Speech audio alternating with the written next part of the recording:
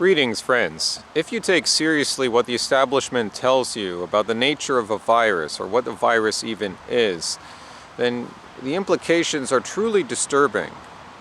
Now, who really knows what a virus is? The expert class will tell us all these certain things, but just because you can look at tiny things through a microscope doesn't mean that you have the truth. If you lack sense, you have to have sense in order to interpret reality.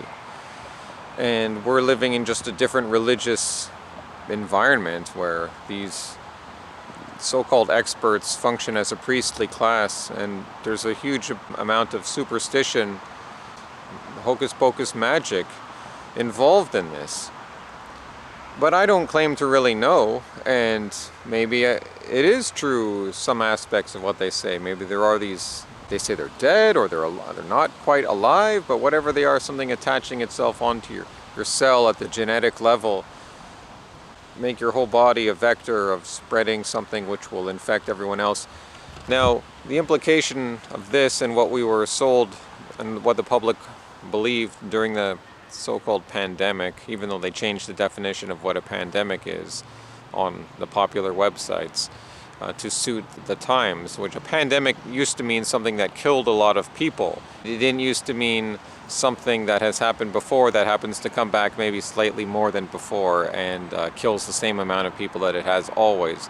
Oh no, now this is different. This is a pandemic, as they say. But apart from all that, many people still believe, whether rightly or wrongly, is that you will kill your brother, you will kill your mother and your father, indirectly of course, not intentionally, but you will kill them. Your presence within some feet of them is sufficient to kill your friend, to kill your grandparents, your uncle, your cousin. And even indirectly, by you knowing someone else and being in their presence and them taking on the virus supposedly from you, then they can go and kill other people, either people you know or don't know, and you will all kill each other, all indirectly and unintentionally. Of course, you will kill your brother and your brother will kill your mother, and this will all be unintentional. And your life is the anti-life, is the death of others, which I find just incredibly troubling and disturbing if it is true. If this is true, we have to admit that something very fundamental about life, human life specifically, is somehow entangled with the death of everything we love and know about being human, our fellow humans. We are the death of them. If this is true, it seems to be some sort of contradiction against life itself, using life in a general sense. And it is true that the bacteria, which is maybe more alive than a virus, as they say, is a form of life, which leads to death. And predators are a form of life, which take life from other humans. So I know there's an aspect of life which means death. I understand that. I understand, of course. We have inherited a world where there is death, which we interpret it as the fall. That is the fallen state of man, that we have inherited death. But in this sense of what it means to have an illness and be in the presence of people you know, this is an escalation and a focus and perhaps a slightly different meaning of life, meaning death, a meaning which I find very hard to accept on a fundamental level. I think some of us just cannot believe certain things. We have a fail-safe mechanism. And I would wonder what kind of a person would not have some fail-safe mechanism deep down that would make you at least question, like you might go along with it, but deep down, would you really believe that you are the death of your dad? You are the death of him by being in his presence. And he is the death of you potentially. And you could be the death of small children. And small children could and would be the death of their parents. And the parents would fear their own children, and the children would fear their own parents. Or the children would not fear their parents, but still kill them. This opens up such disturbing aspects, a consciousness of chaos, deception and lies, and coldness, darkness, I don't believe because it is not within me to believe, so call me simple-minded I may be. Now, I'm not required to offer an alternate theory. I'm not obligated to put forth a positive claim. It is sufficient to point out that we do not really know when it comes to these things what the malady really is. In all cases, we can all reasonably believe, according to our own observations and our own reasonings, but it's not always so easy to determine how people die all the time. I mean, obviously, if someone gets shot by a gun, it's like, or they're getting in a motorcycle accident, yeah, mass die-offs from things which are not war, from things which often coincide with famine, are more complicated because sickness and disease are entangled with malnutrition, poverty. These things are tangled up with war and hardship. It's like the four horsemen. They come together, like destruction, war, pestilence, disease. They come together, and I think what has happened with the narrative of the Black Death, at least maybe it's not acknowledged like this anymore, but people in the popular mind may refer to, oh, the Black Death killed all these people, and it did. I mean, there were different periods of bubonic plague in European history.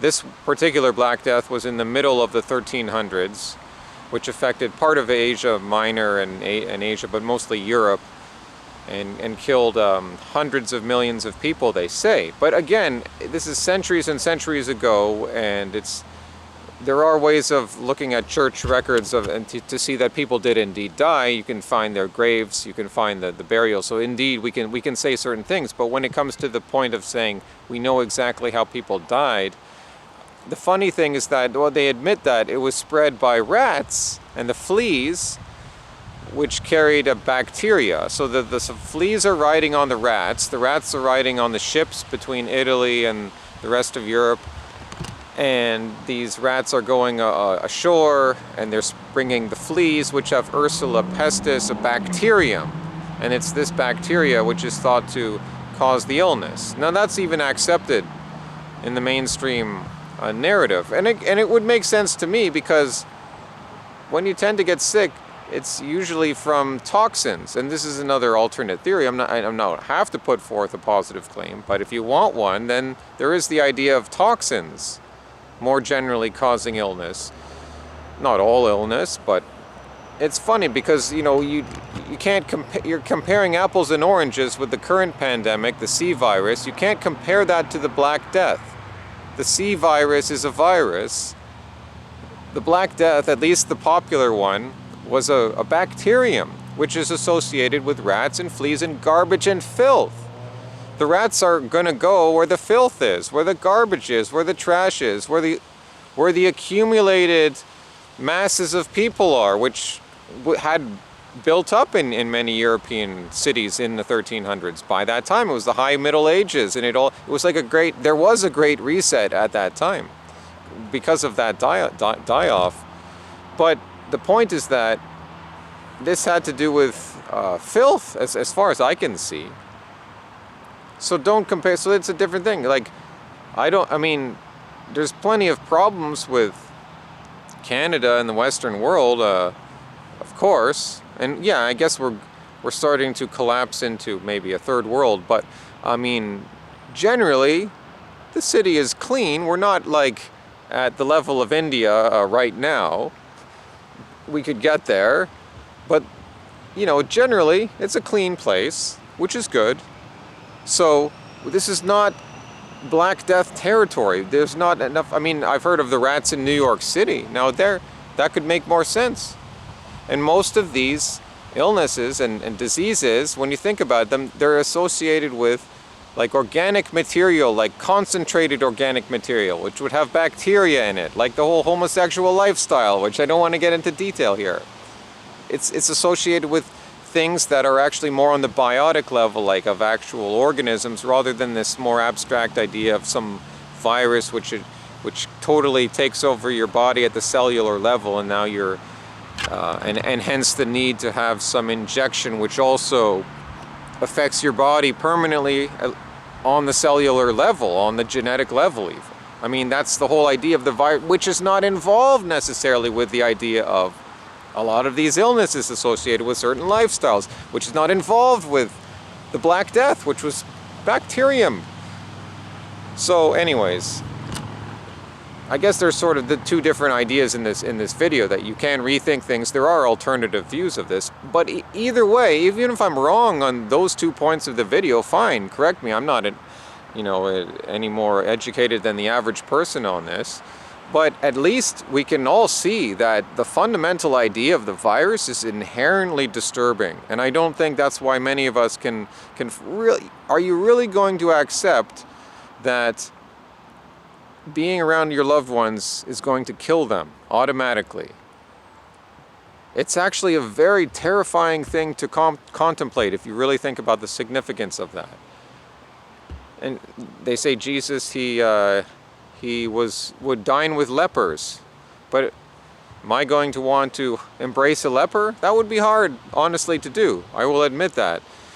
Maybe that's the wrong way to think about it, but so I understand that there can be something there that could get you sick from organic material. But at the same time, the example of Christ is that in the right spirit, sometimes we are protected. And if anything, just as an alternate consideration, maybe we do ultimately expose ourselves to risk when we are around other people. That is perhaps true to some extent. That's also undeniable. The question is, can you ever fully avoid this? I'd say no, not in a healthy way anyways. And even if you could, would that even be the right thing for you to do, morally, or even for your own mental health, or for the sake of a deeper meaning in your life? What are you willing to sacrifice in your life, and how much fear are you prepared to live in, just so you can try to preserve your own body? Hasta luego, amigos.